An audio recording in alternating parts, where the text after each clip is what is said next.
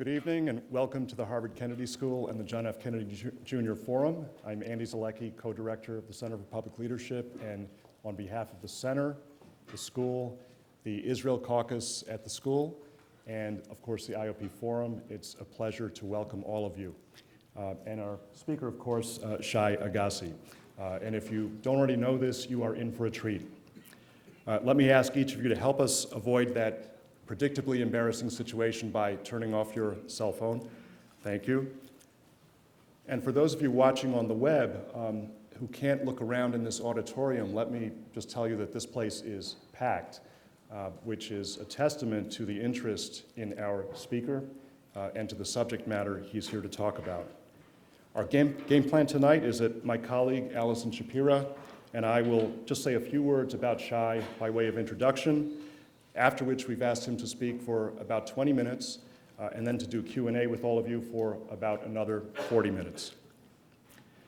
If there was ever any doubt, the current upheavals in financial markets and multiple sectors of the economy, both domestically and globally, have reminded us of the indispensable role of government in safeguarding the common good. At the same time, it's clear that leadership for the common good can't come exclusively from government. Some of our most urgent challenges can't be met by the public sector alone. They'll require cross-sectoral collaborations that leverage our most talented leaders, innovators, and strategists, folks who think systemically from all sectors, social entrepreneurs with primary social missions, and yes, economic entrepreneurs who also care about making a profit, but whose financial reward will be predicated on having contributed mightily to solving pressing societal problems.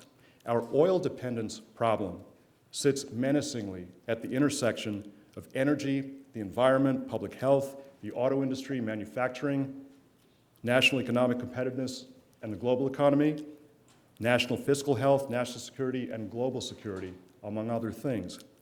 It's to that challenge that Shai has stepped up.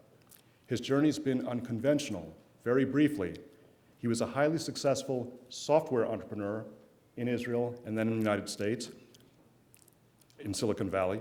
Having sold one of his companies to SAP, the giant German software enterprise company, he was persuaded to stay on to run the business. He then made the successful transition, which is an exceedingly rare one, from successful entrepreneur to successful leader-manager in an organization that is not very startup-like, not very entrepreneurial as an organizational culture. In fact, he did so well that he was quickly advanced to the highest ranks of that organization and was, in fact, in his early 30s on the executive board, and then still in his 30s was made the heir apparent to the CEO job at that corporation. Along the way, he was designated one of the World Economic Forum's under 40 young global leaders. And in that context, he was prompted to think seriously about the contribution he might make to changing the world for the better. Shai turned down the offer to be co-CEO of SAP when ultimately that offer came in an effort to retain him at the company. Instead, he stepped up to do his best to help meet the challenge of ending not just Israel's, but the world's increasingly dangerous and destructive dependence on oil. In a short time, he's off to a promising start with his Better Place venture, which you'll hear much more about. With that, just a few more words about Shai from Allison Shapira on behalf of the Israel Caucus. For the past several years, Allison has coordinated the Wexner Israel Fellows Program here at HKS and been a great colleague at the Center for Public Leadership. This year, she's also a mid-career MPA student. Allison.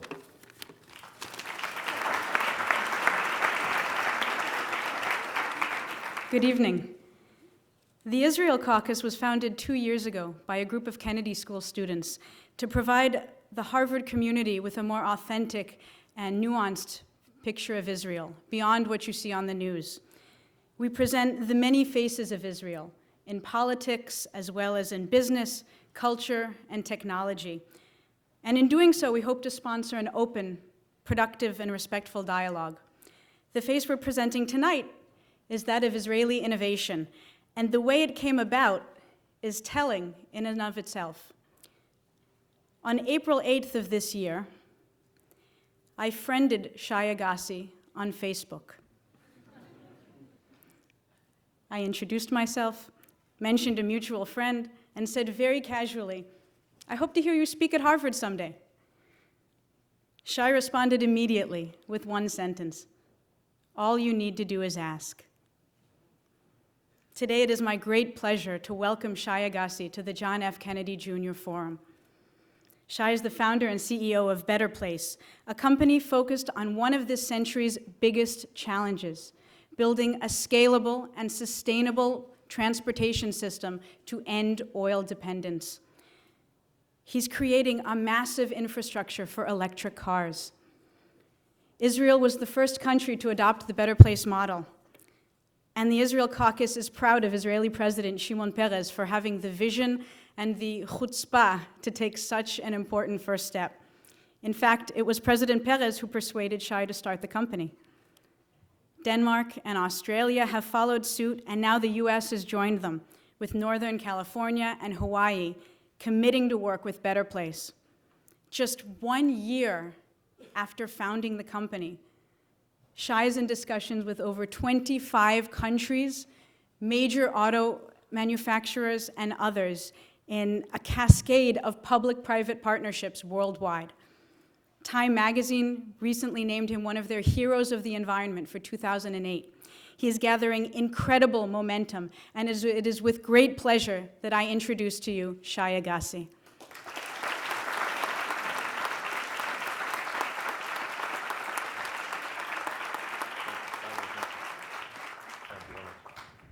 I don't think I'm never as good as the introductions they give me. Thank you very much. It's an honor. It's a pleasure to be here.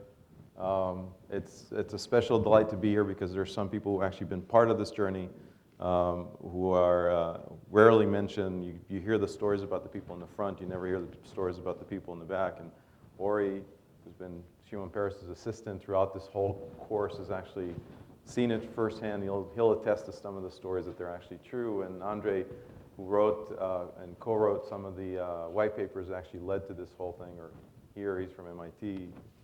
Ori's in the Wexner program. And I think there would be YGLs. At some point in time, YGLs are actually going to come here into the building, and that would be great because they've all seen it firsthand. I'll try and tell you this story.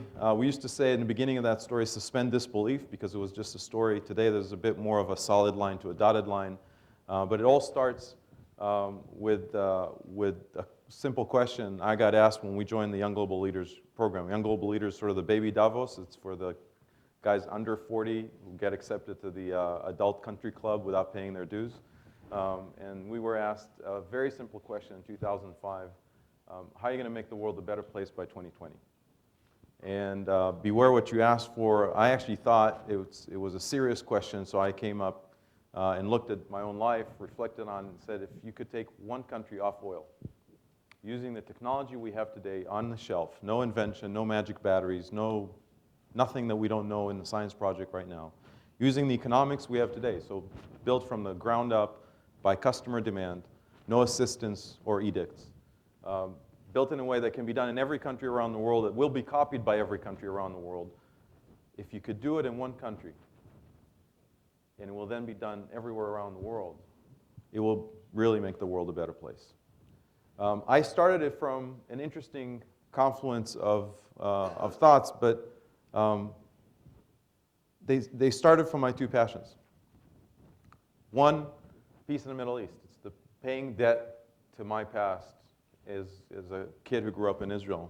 And as I looked at the Middle East, one of the things that became obvious is that countries that had oil, that were running out of it, were signing peace treaties with Israel.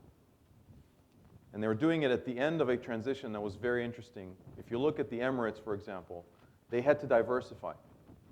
And they diversified into financial services, into media, into tourism, into education.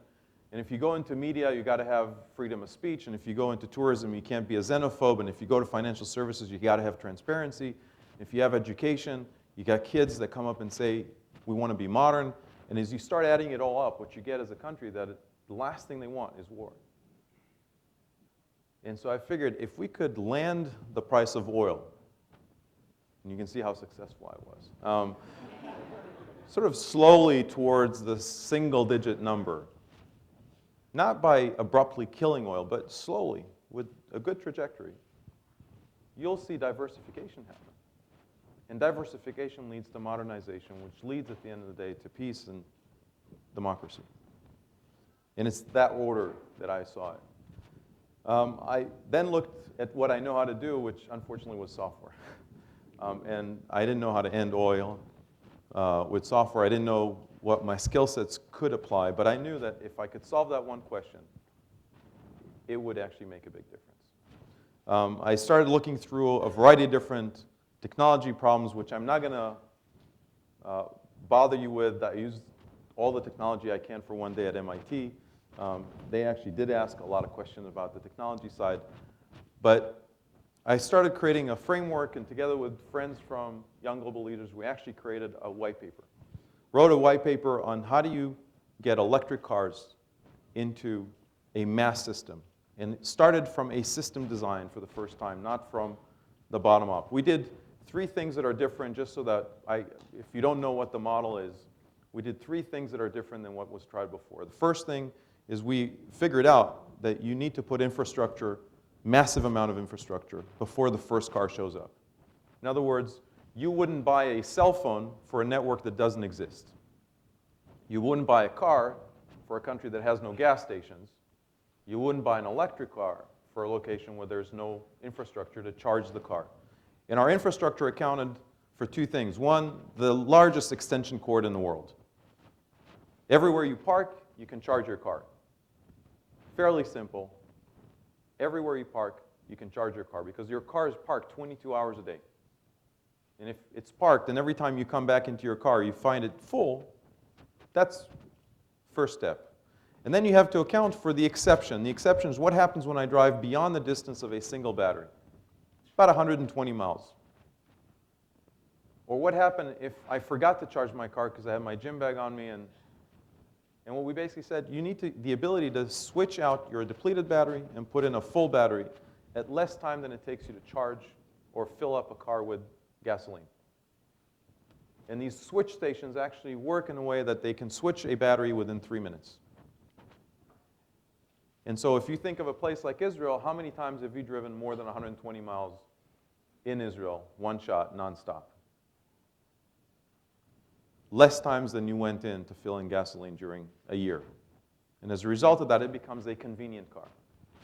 In order to be able to switch batteries, we created the second innovation, which was separation between the car and the battery.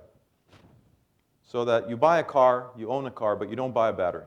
You actually have somebody else buy the battery, an operator. So think of the cell phones. We're AT&T. We're Sprint. We buy the batteries. The consumer buys miles. And then came the last innovation, which was to price the miles just like you price gasoline miles, but make the car cheaper than gasoline car. And that came as a result of an enlightening encounter. It actually, so many of them happened during the same period exactly 2 years ago this week. It was the Saban Forum in DC. I came in with my white paper. I was still an executive at SAP. I was asked to speak after Daniel Yergin, who's the world's biggest expert on oil. And Daniel started by saying, oil is cheap and abundant. Here is how it behaves. Here is how it goes. $50 is sort of a temporary spike. We're going to probably go a bit down. And it will hover around that price. And we were at the same price as today, about $50. And I came right after Daniel and said, I have a way to end oil. If one country could do it, Israel should be the country. And I started detailing the story. And I was lucky enough that 3 seats to my right was President Shimon Peres. And about 6 minutes into my talk, he couldn't contain himself. He said, do you have a paper on it? Anything written on it? And I held up my paper, went over to the president, was still a member of cabinet at the time, and I said, yeah, I've got a paper. And he was holding it. We were both holding it. And I said to the entire public, I said, let it be known that the Israeli government got my paper not for the first time. And I let go. He actually took it, read it, called me up the following week, This is the 2 weeks sort of between Christmas and New Year. It's an experience when you wake up in the morning and you get a phone call and they say, it's Shimon Peres, and you go, yeah, sure. Sure enough, he said, please, I read your paper, come to my office, we need to talk. And came up and said, if you think this is for real, I want to introduce you to a few people here in Israel. And that's part of the beauty of Israel. It's not only a transportation island, it's also an extremely connected transportation island. Everybody knows everybody. Especially everybody knows the president. So he called up all the industrialist families, or he arranged them all in a room. We talked to all of them. Then we started calling ministers, and I was basically marshaled in, minister after minister, all the way to a conversation with the Prime Minister Omer.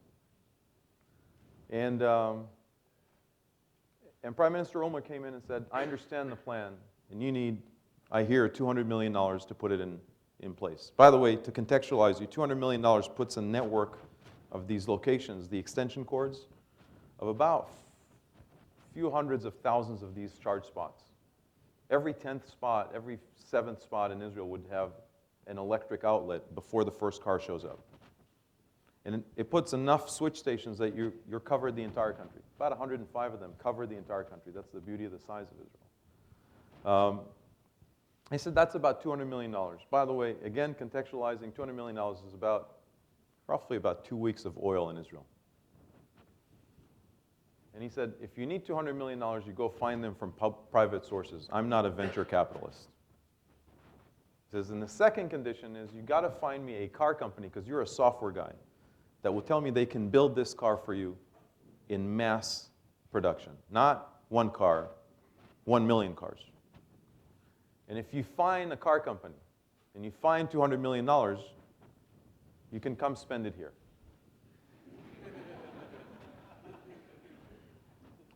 I left, went back to President Peres' office, told him the story. He says, great news. I said, sure. He says, now let's go find the money, find the car company, and you come here and we start this thing. And I said, what do you mean? Here are the names of people. Let's start a government agency and we'll do it. He says, no, governments don't do anything. It's people who do things. Companies do things. You start a company, we find the money, you leave what you do, you come work here and you do this. I said, but I'm the next CEO at SAP. And he said, what is so important in that job that you'd give up saving the world and your country to do that job? Must be a really important job. So can you explain it to me? I said, let me think about it. That was a Friday, January 1st. By Monday, January 4th, I quit. It took me 3 times to quit until SAP realized I was serious. And my father still thought for about a year I had a midlife crisis, which might be correct. But that started the ball rolling. We didn't have a car and we didn't have money. And that's where great public leadership comes into play. We went to Davos a month later. Ori went through the list of people who come to Davos, and we invited the 5 top CEOs of the 5 top companies, because the Prime Minister said it needs to be one of the big 5 car companies. 3 of them didn't even respond. They were practicing their speech in front of Congress 2 years in advance. And 2 of them signed up to show up. We sent the white paper out. Those of you who haven't been to Davos yet, one of the biggest factors in Davos is snow. And so Carlos Ghosn, CEO of Renault and Nissan, was supposed to come first. He actually showed up late. The other car company showed first. Or he said, let's put him in first. We start the conversation. And 5 minutes after the president presented, Israel's going to get off oil, we're going to do this, this is fantastic, we're important. This guy stops us, looks at the president and says, Mr. Peres, Shai is crazy. That car doesn't exist. Will never happen. we'll give you a great discount on hybrids if you stay with hybrids. And for 25 minutes, we were going back and forth. That didn't help. Now, Lori and I looked at each other in the eye, and that was not a pleasant moment. Carlos Ghosn comes in, and the greatness of Paris was obvious in the fact that he didn't step back and say, Shai, you pitch it now. He actually doubled his effort. He said, I failed with the previous guy. I'm going to succeed with this guy. And he went right at it. 5 minutes into the conversation, Ghosn stops him, says, Mr. Paris, Shai is absolutely correct. Hybrids are absolutely stupid. You want a fish, you get a woman. You need a woman, you get a fish. It's a mermaid. No good. I got the car for you. French humor. I got a car for you. I got the batteries. We can make it. I'm your partner. We're going to do it. We shook hands. We had a car. We needed $200 million. We started talking to about 200 different sources. 190 of them, I think, are still absolutely patently sure that I'm stupid. But one of them is amazing. I was asked to go speak to Idan Ofer, the chairman of Israel Corp. One of the largest companies in Israel, if not the largest. He also owns the refineries in Israel. So he buys oil, he sells gasoline. I came in, cold call, and after about 20 minutes of niceties, Idan says, what are you doing here? I said, I have a company. What does it do? And I start telling him. In 45 minutes, I tell him the story. And for 45 minutes, he didn't say a word. After 45 minutes, when it was all done, he looked at me and said, thank you. You told me that I'm going to go out of business. But you shared it with me 5 years before the other guys know. So maybe I'll sell them the refineries before they figure it out. And I thought that was pretty good. That was it.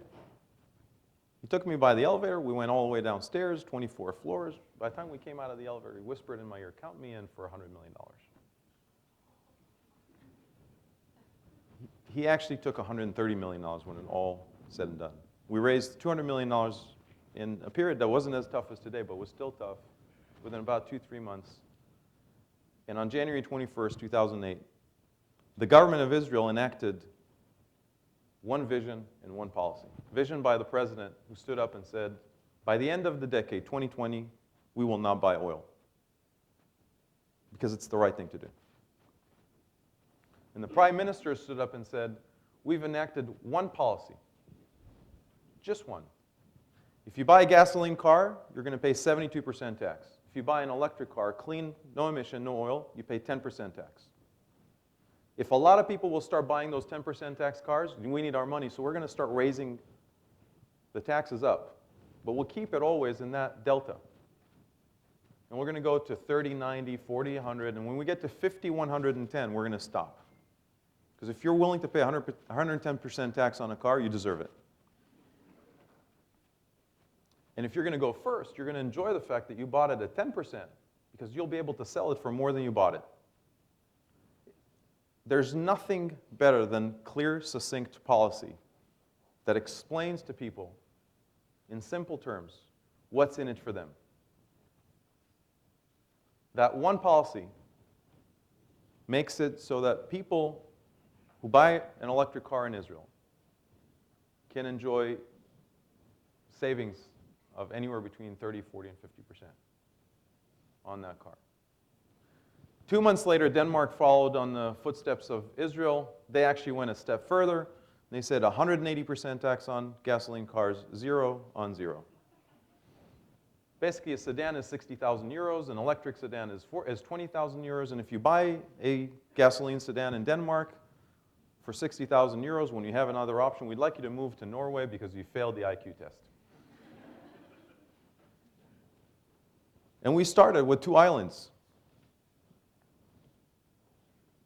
We put a team together. We brought in a local CEO. Our head of Israel is General Kaplinsky, who was the deputy chief of staff of the army before. He actually if he had to choose between being the chief of staff and doing this, he says that this is a much bigger mission with higher value. And we started spreading the story around the world. We worked with Renault and with Nissan to actually make these cars in mass volume. They're not doing one car. They put $1 billion program to build a large number of types of cars, anywhere from a small car to a minivan, SUV, sedans.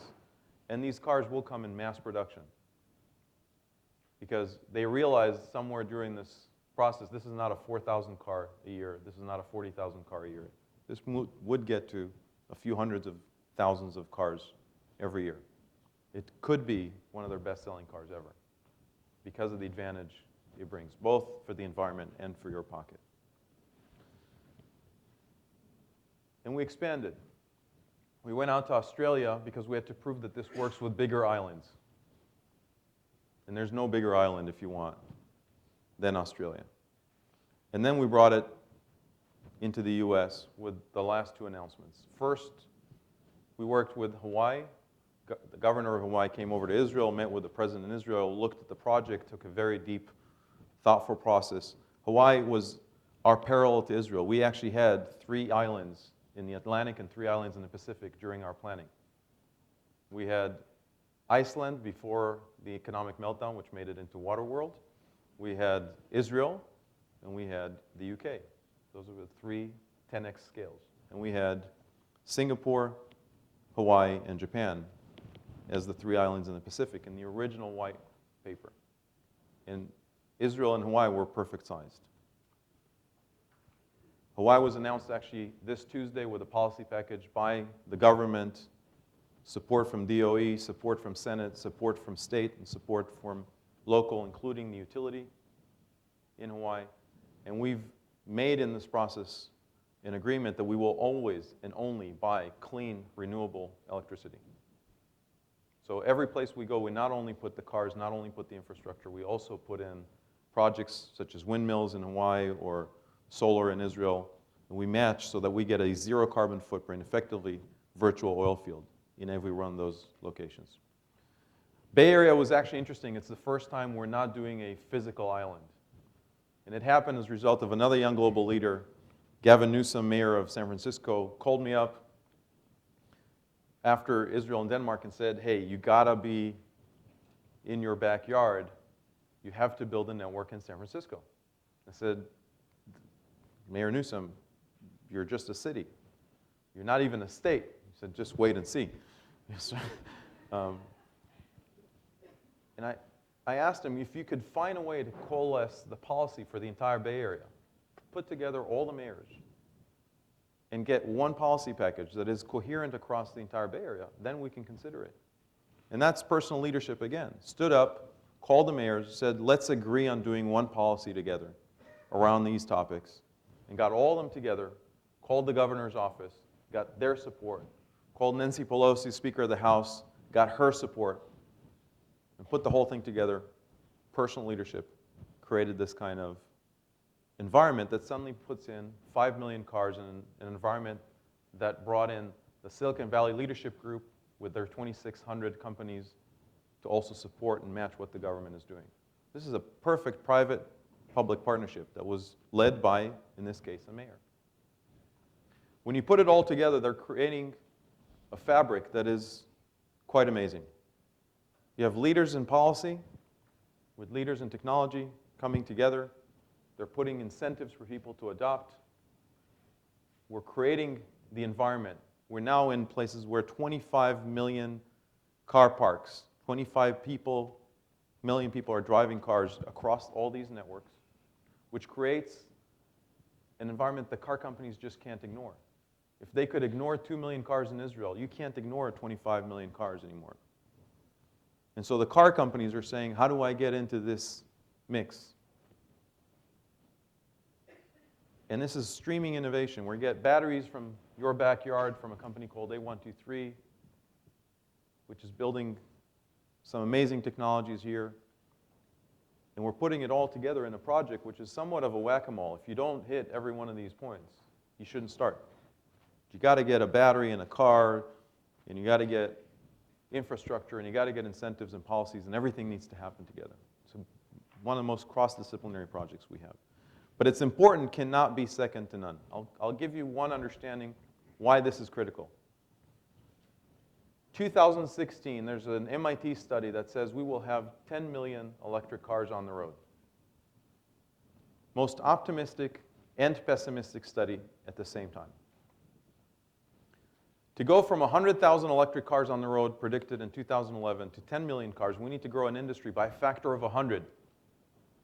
To get an understanding of what it means that operators, companies like ours, will be at that point in time roughly accounting for a market of somewhere between $60 and $100 billion.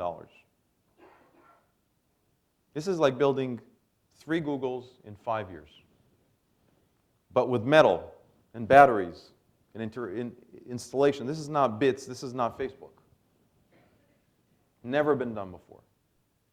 At the same time, if we only get 10 million electric cars, by that point we have added 490 million gasoline cars on the road. Half of which are coming in the developing world. And in China, if you're adding a new car, it is not a replacement for a car that got old. It is an absolutely net new car. So even if half of them, 250 million, come as net new cars, we need 30 to 40% more oil every day. That's adding about 30 million barrels a day. It's about 2.5 Saudi Arabias. That means we're going to see between now and 2016 a very desperate curve, midpoint of oil, moving up on a parabolic curve around which we're oscillating the economic situation of the world. When we feel good, we're going to pay $50 more than the midpoint. When we feel bad, we're going to pay $50 less than the midpoint. Until we disconnect between oil and cars. And every time we go down, it will get more desperate.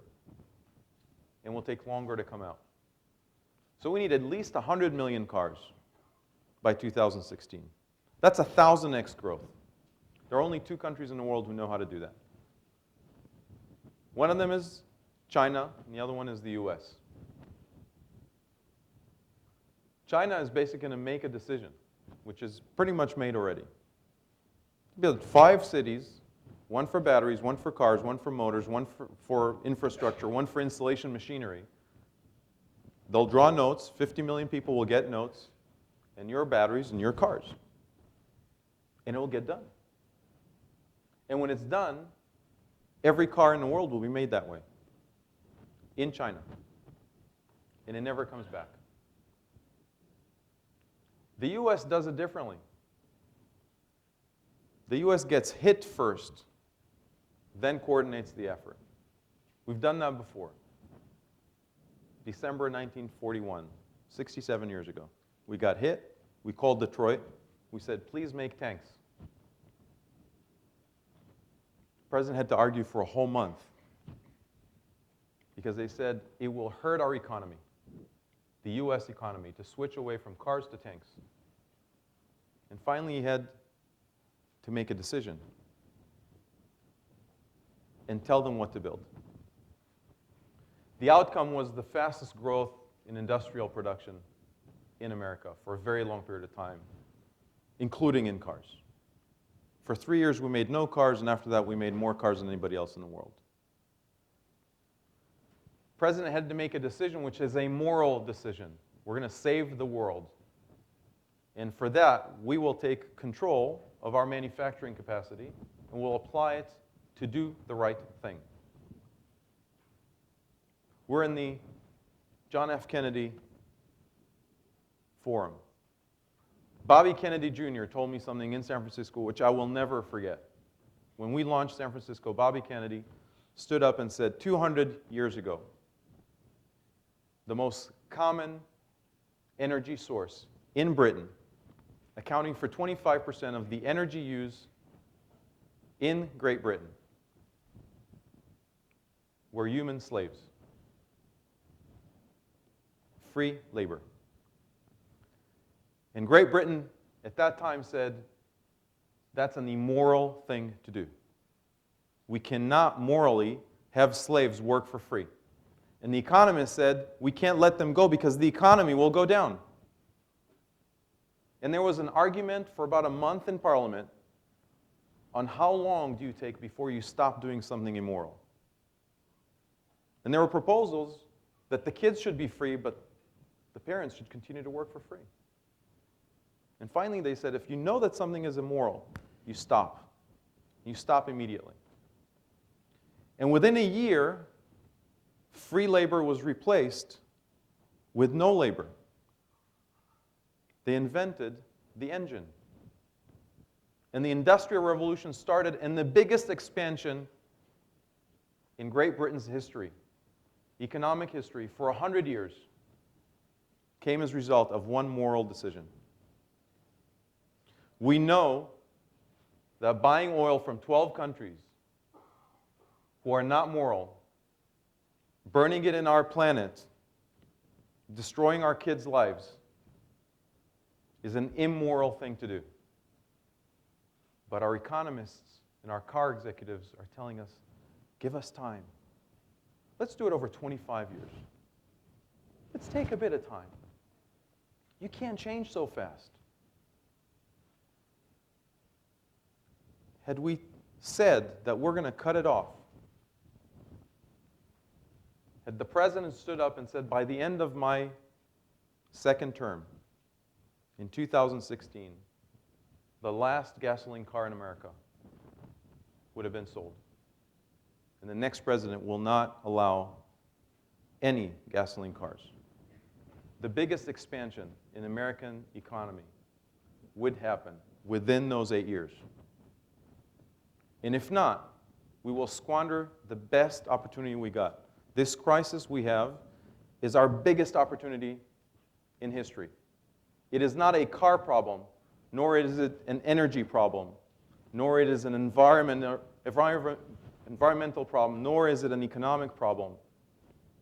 It's a problem of will and of morals. And until we make one decision, we will suffer the consequences. It's time to make one decision. And then galvanize the batteries from Massachusetts with the electronics and business models of Silicon Valley, with the cars of Michigan, with the test sites in the 50th state in Hawaii and the 51st state in Israel, and put it all together, because that's what the United States is all about. It's the one decision with the galvanizing force of government to do the right thing. Thank you very much.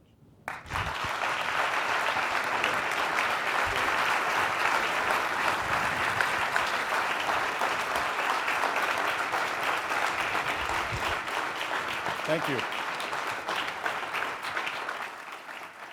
I'm sure there are lots of questions. This is how it works. We have microphones, 2 on this floor and 2 on the second level, so please line up behind the microphones and we will rotate around.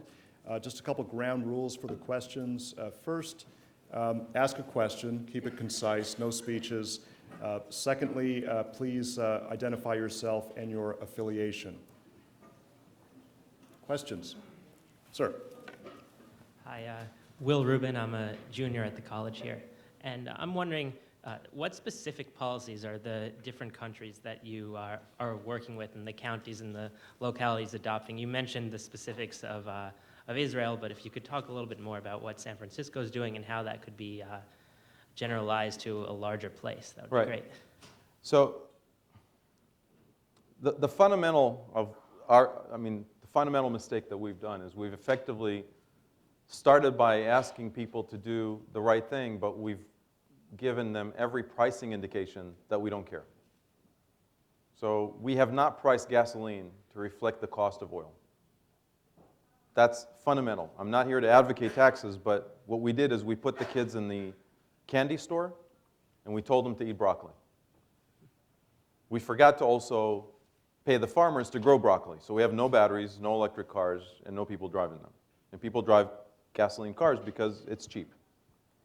Now, what we're seeing happening as far as policy comes in 3 different forms. One, countries are actually coming up and pricing electric cars with a negative tax and gasoline cars with a positive tax.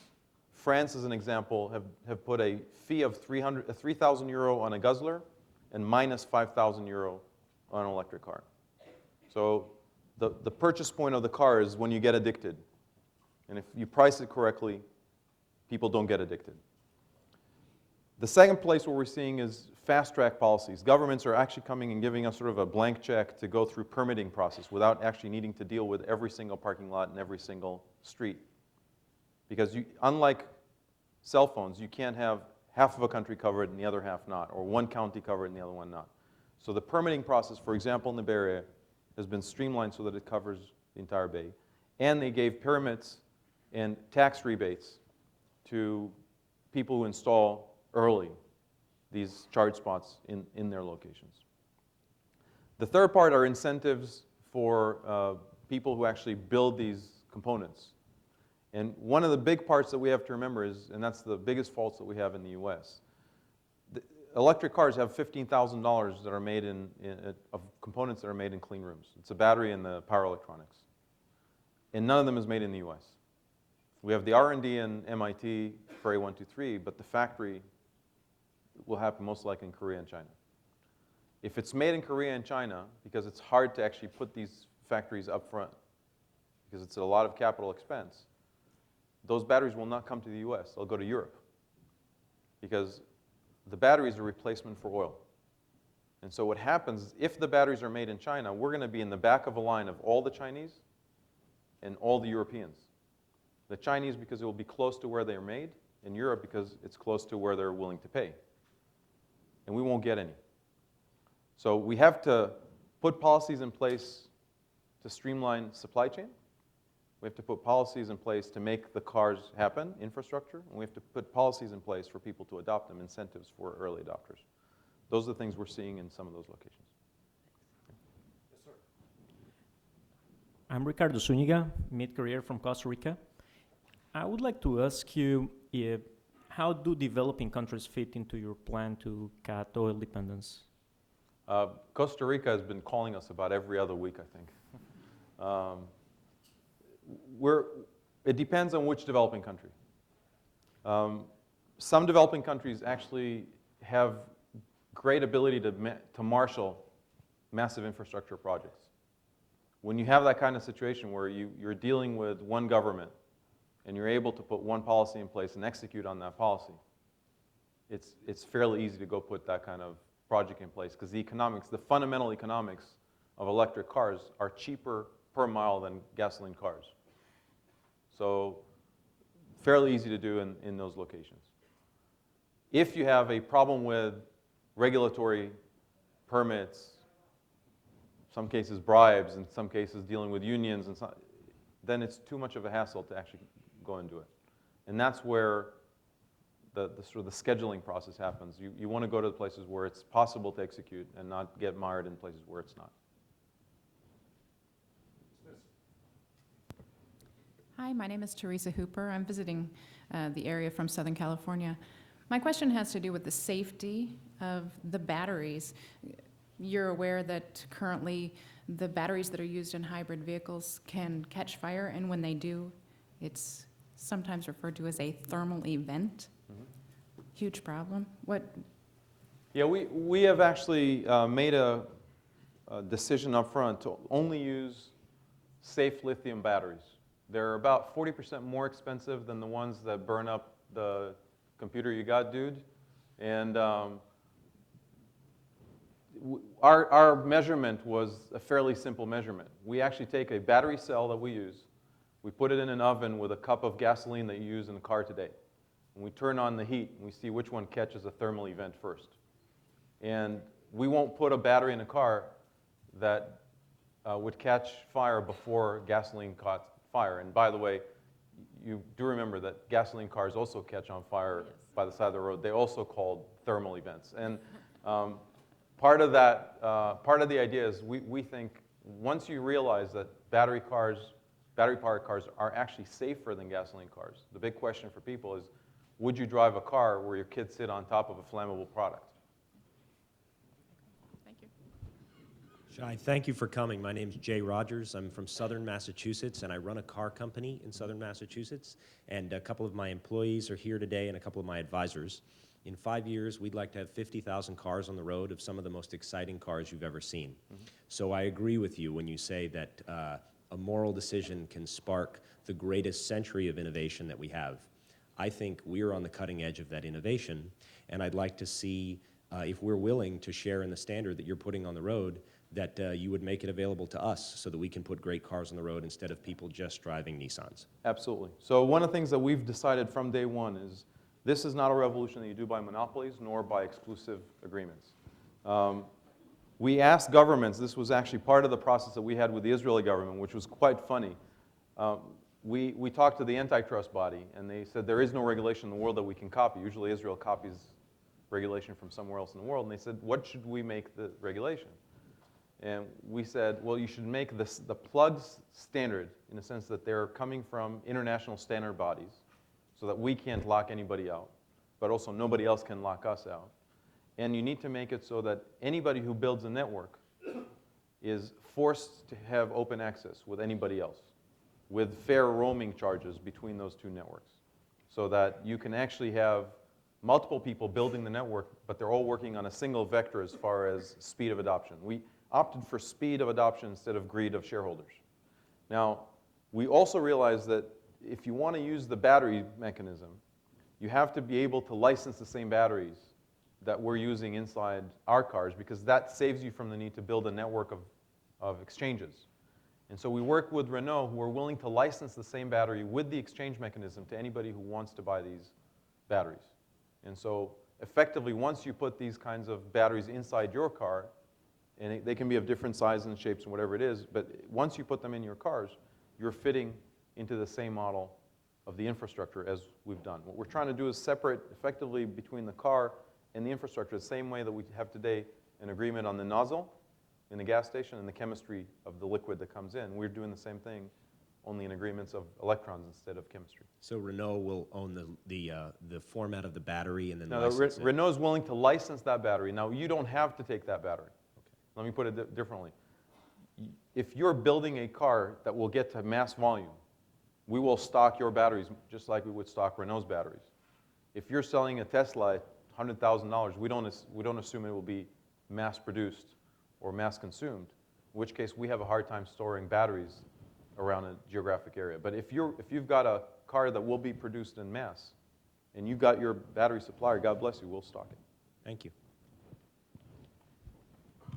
Hi, my name is Yuval. I'm not really affiliated with anybody. My question is about how the sort of critical mass scales. It's one thing, to start in an island where if you can kind of guarantee to the average consumer, you'll always have a refueling station within a couple of 100 miles. That's one thing. I was wondering if you could talk a little bit more about the Bay Area and kind of how you tell people, get a car that's not only going to work here, but if you go up to Washington for a weekend, it'll still work. Right. So this is a great question. What we're actually seeing is that the U.S. has these, when you take North America and you cover circles of a 100-mile radius around the 50 urban centers of the U.S., and you put the freeways in between them, imagine LA, San Francisco. The entire coverage of the LA area, 100 miles, is an island. Actually, most Angelenos think it is an island, but it's got a 400-mile drive up to the next island and about a 200-mile drive east to the next island. And these freeways can be covered as well. To cover the entire freeway system in California between LA and San Francisco, all three freeways, would take about 50 switch stations, roughly $25 million. Negligible compared to the fact you have 20 million cars. So it's almost about a buck a car in the overall scheme of things. Now, what happens is a very interesting thing. In every one of these transitions, just like we had in cell phones, you might be too young to remember, but when we came in to buy cell phones, we had coverage maps. And you sort of looked at it, and if the coverage map felt okay for you, you're good with buying it. Now, it's part of the self-selection mechanism. God forbid we have 100% of the people in America saying, I want this car tomorrow, because we have a supply problem. If you're in San Francisco Bay Area, you'll get one of those cars, and your range extension mechanism to drive all the way to Washington, D.C., not all the way to Washington, is called the other car. And we have 2.4 cars per household in America. The other car is the exception for probably about a year or two. The rule, which you use for driving 95, 98, 99% of the time, is the electric car. That's the goal we need to get to. Our goal should be that every household in America has one of those electric cars first, before we sell 3 cars like that to every household. And that car takes most of the miles you drive as a family. Hi, my name is Sam Lissner, and I graduated from the college last year in June. And my question is about the renewables, how the renewables fit into the equation. Do we have to add 1 megawatt of renewable energy for every megawatt of capacity that you guys are going to be providing? Yeah, a car, most people don't realize it, but a car doesn't need a lot of electricity. A car drives, on the average in America, about 30 miles a day. It needs about 8 kilowatt hours. Spread over 24 hours, it's about 300 watts, which is the PC you left home tonight. Turn on, right? Right. So imagine every car in America taken off the road and the PC put on the grid and it's left on. That's pretty much what you're asking from the grid. Roughly about a kilowatt of solar generation or wind generation per car in the population. Now, we actually went, it's another story in Israel, we went to the government and we said we want to have a permit to actually put a solar farm the same size as the amount of electrons we're going to put in so that we create a net zero footprint. 0 carbon, 0 oil. And they said, but that's pretty big. And it actually takes about, if you use photovoltaics today, it would take about the size of the car in the desert for every car. So imagine 2 million cars parked in the desert, right? Sort of like Detroit right now. And if we drew a circle and we said, that's the area we'll need. It was not too big of a circle, but it had enough land. And they said, it's too big of a land. And I said, what if we came in and we said, we found oil in this circle that would drive every car in Israel forever? And one guy said, we looked, there isn't any. And we said, no, but what if we proved that there is oil in the ground? He said, of course, we'll let you dig. So we said we're going to dig up instead of down. Now, once you put it up, you actually can work through the grid. And we went to the electric utility and we said, we'll give you our electrons in the middle of the day. You give them back to us in the middle of the night. And they thought we're nuts. Because they have so many of them in the middle of the night and they have none of them in the middle of the day. So you actually help the grid.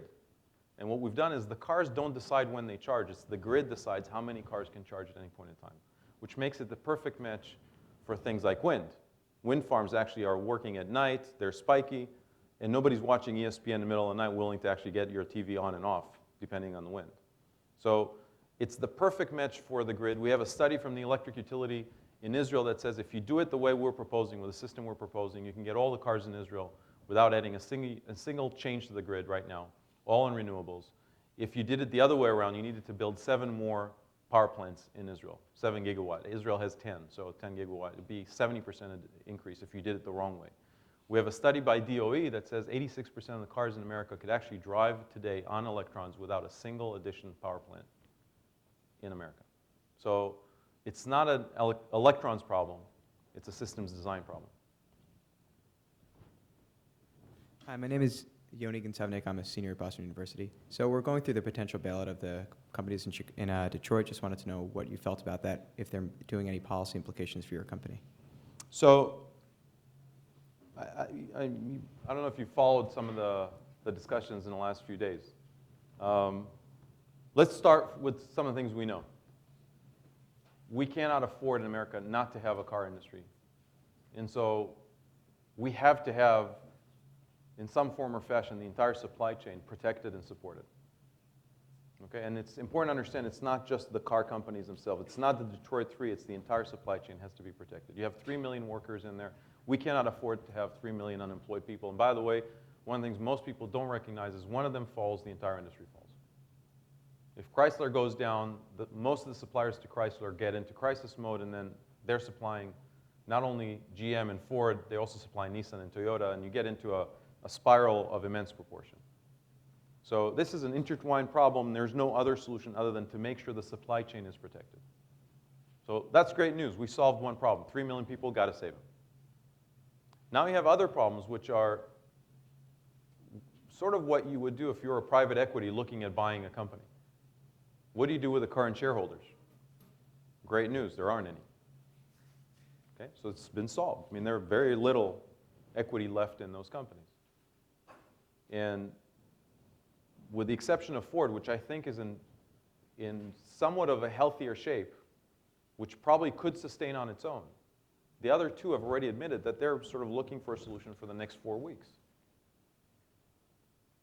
So what you're seeing today coming from them is effectively a trimmed-down program with a vision of about 8 to 12 weeks of how you trim down those 3 companies before they're taken over by the US government for $34 billion.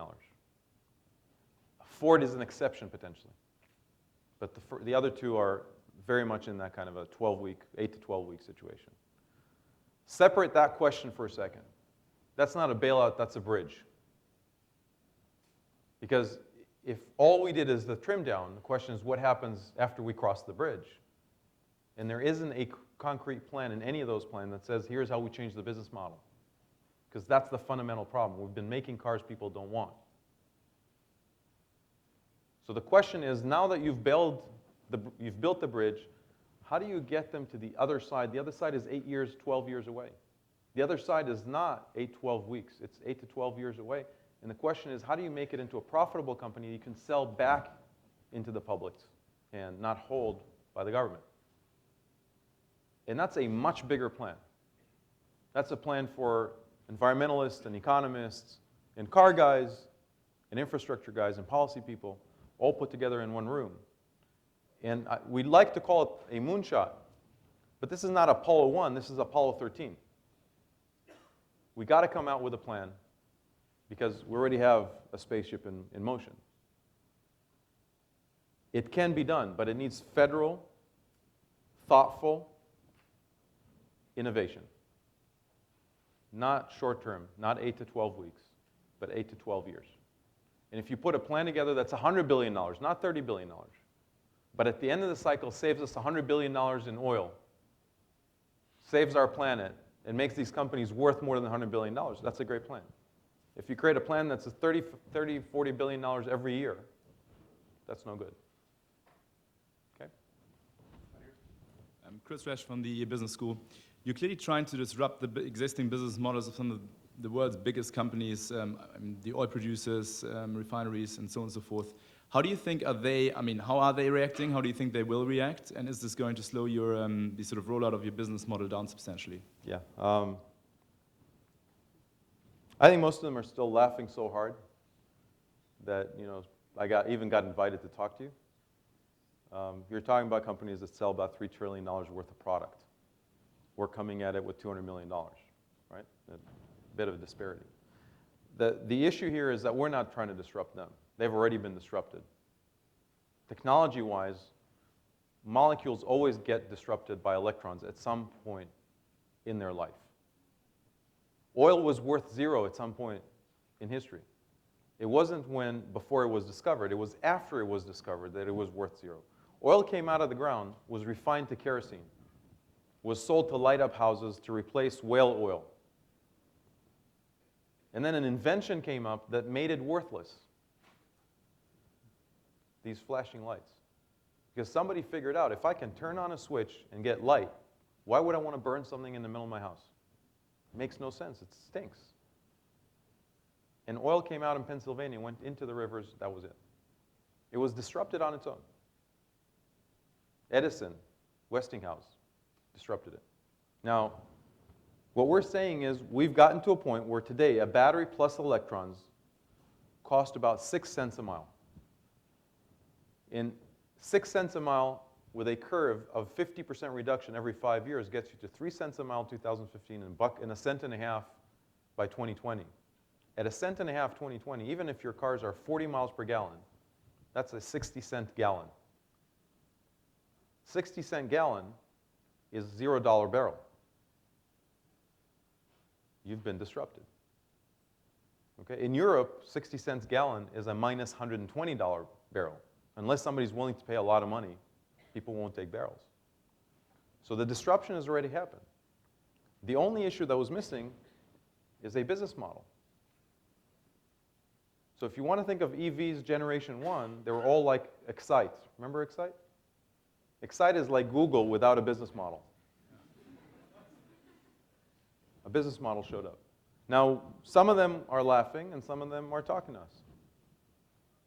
And we don't see them as enemies. Actually, our partner in Israel, Israel Corp, owns the refineries. Our partner in Denmark, Dong, stands for Danish Oil and Natural Gas. The ones who are getting it fairly quickly. Down here. Hi, Shai. My name is Mark Oman. I'm also at the business school. My question actually has to do a little bit with the other question you got earlier about small car company manufacturers. Mm-hmm. So there are companies today that are putting electric vehicles on the road, Think, et cetera. How is that going to fit with your model once they're on the road and they have, let's say, an A123 battery? Yeah, so it's not just the battery. There's a lot more in there. But I want to take you for a second. Maybe I won't answer your question, but I'll give you a bit of a broader context. Why didn't we start with a fully integrated model and build our own cars? Because we have a problem of how do you replace 700 million cars? To replace 700 million cars in a span of time, you won't do with 70,000 cars. So if we made 70,000 cars a year, we wouldn't even dent the original problem. We didn't try and build a car company. We tried to end oil. It won't do even if we worked with a Chinese company that makes 700,000 cars. It won't do if we got a contract with somebody to do 7 million cars exclusively with them. It only works if you get all 70 million cars produced by everybody in the industry to convert to electrons, because they can't sell a car with a tailpipe and a gas tank. You need to make it so that a car with a place to put gasoline and an exhaust is just not desirable by the consumer. Think of what we're trying to do is to make sweet broccoli so that kids don't want candy. Okay? That's the process. Now, if somebody comes up and builds a small company, as long as we see that they're doing a great car, safe car, first of all, safe. Second of all, quality. Third of all, good price. Fourth, volume. Of course, we'll work with them. How's that going to work in terms of sharing revenue? My question. Oh, is, we do the same. We're the gasoline. We are e-gasoline. We're Vodakar. Okay? We don't make the phone. We make the phone work. Right? We don't make the car. We make the car work. We make it convenient and affordable. So they still need to sell their cars. They need to make it a cool car that people want to buy. What we do is we make that car go everywhere. We're the sort of the energizer for that car. And we buy batteries, we buy electrons, we put the infrastructure, and we sell miles. Okay? Just like cell phone companies buy bandwidth and sell minutes. It's fairly straightforward. We're kind of surprised nobody copied us yet. Hi, I'm Tom O'Connell. I'm in the college, and I was just wondering, you mentioned the A123 battery is lithium ion, and so I was just wondering if kind of current global lithium supplies can, I guess, kind of sustain large-scale adoption of electric vehicles, or if we may, I guess, develop like lithium dependence in a way. There's a lot of argument on whether we become lithium dependent, which used to stand for some type of people, but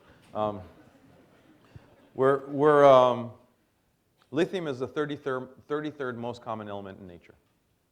Question is concentrations, where you find it, what kind of processes do you use to actually mine it and isolate it and et cetera. And what we know is necessity is the mother of all invention. If something is common in nature, you will find it. The second thing is you have to remember is most people do a linear projection of how much lithium you need in order to produce a car battery, where we know that every 5 years, the same amount of lithium gives you twice the power. And that's Moore's law is amazing when it starts compounding. So you'll see nanotechnologies, they're really coming into play today. The most important part is you get the same surface with less material. And that's where you get more power. You can store more in that structure. Third, we will see generation 2 and 3 and 4. Remember the original brick phone, museum phone? Okay? Now, think of what happened to that battery, because most of it was battery. And that's what you're going to see projected forward. only accelerated because the order of magnitude of investment that comes into batteries is significant. Now, part of why we separated between the car and the battery is exactly because we know that will happen. And we didn't want you to fear buying an electric car because the next battery will be better.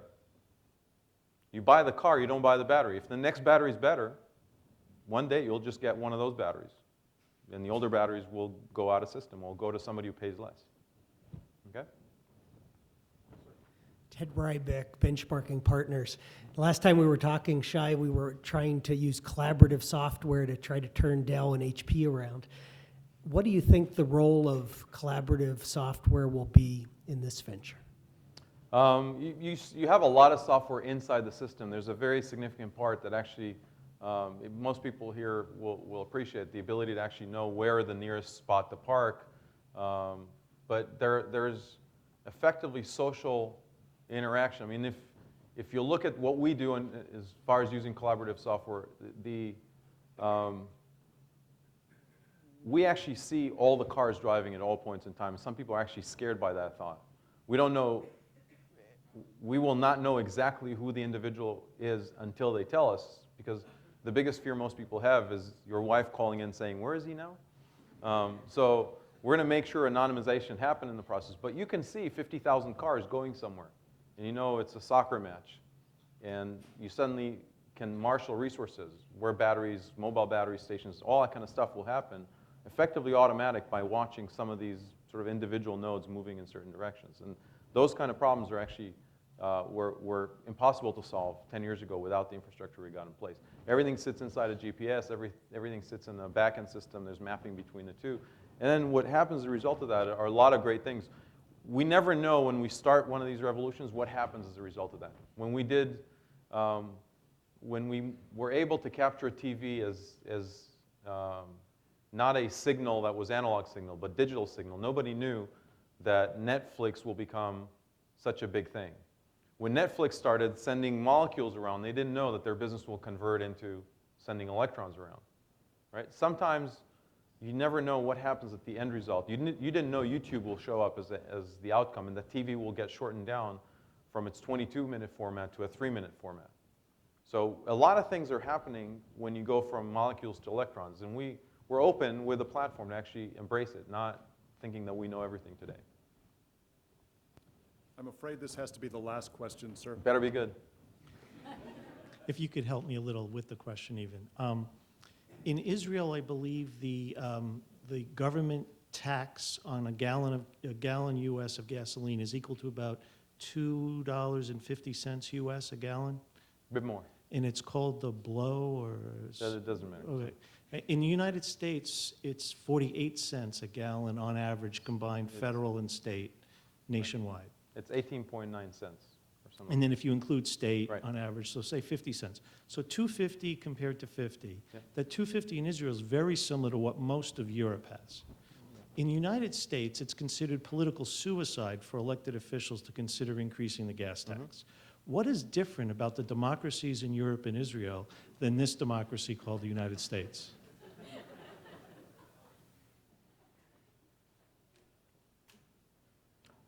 So two things. One,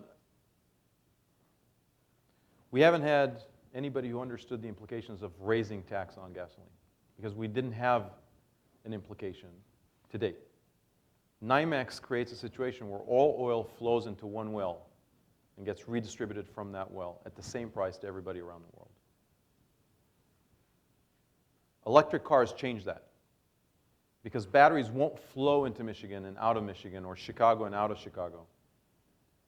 They will be manufactured in one place, and if they migrate out of that place, they migrate to the highest bidder directly.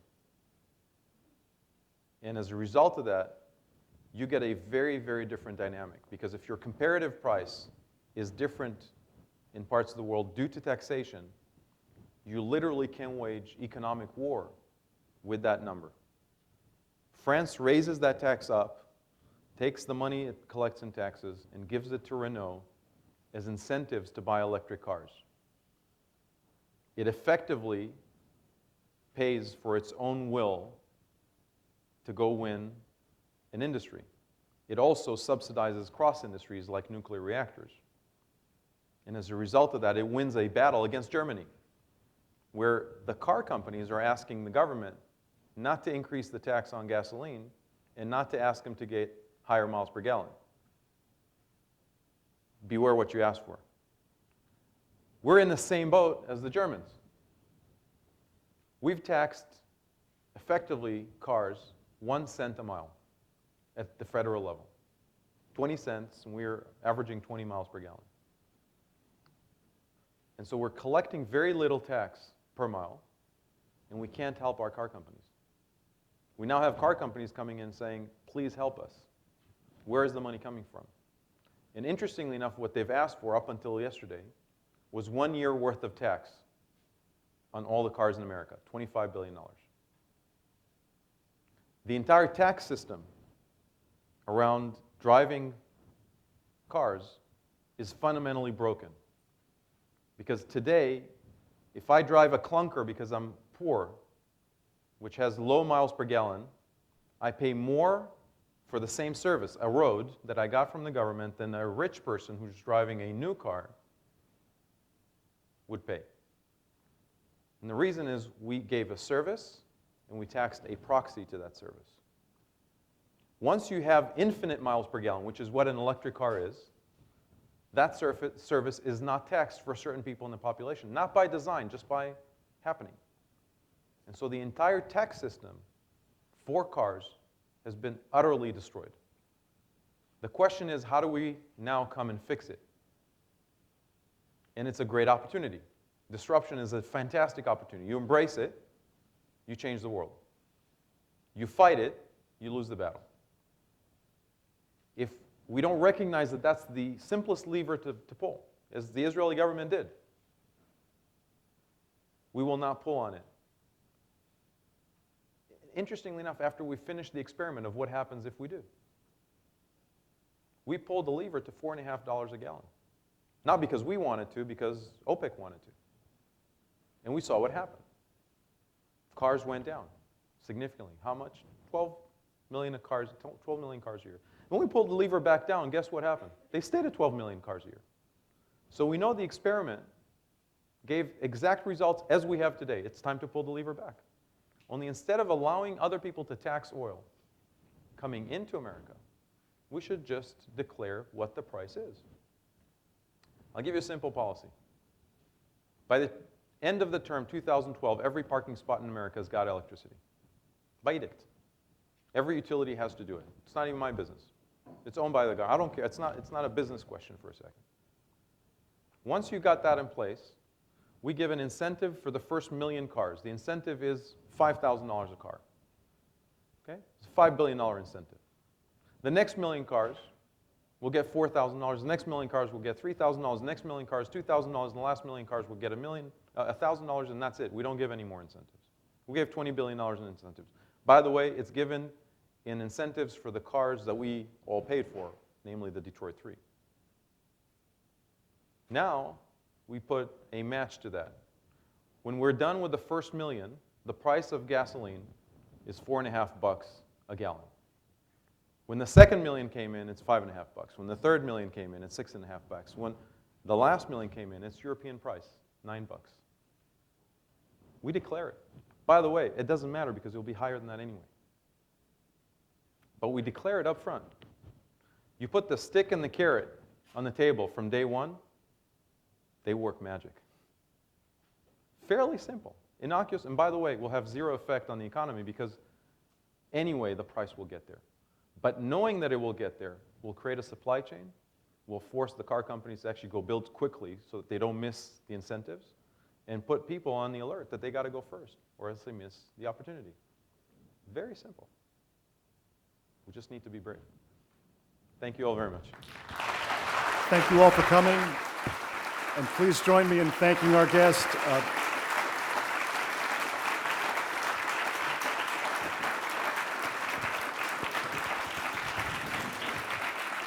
Shai, we wish you a ton of luck with this important venture. Thank you so much. Thank you very much.